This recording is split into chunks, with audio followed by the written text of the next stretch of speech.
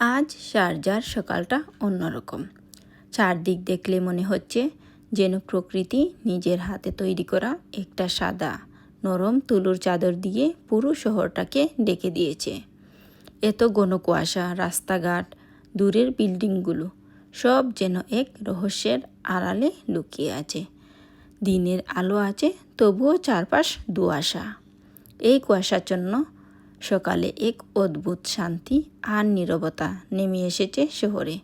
এই দৃশ্যটা এতটাই সুন্দর যে আমি নিজেকে আটকাতে পারিনি। সব কিছু ভিডিও করে রেখেছি যাতে আপনারা দেখতে পারেন। এই নীরব জাদুটা শারজাতে প্রায় দেখাই যায় না। এই সুন্দর মুহূর্তগুলো ভাগ করে নিলাম। সবাই নিরাপদে থাকুন আর উপভোগ করুন প্রকৃতির এই নীরবতা।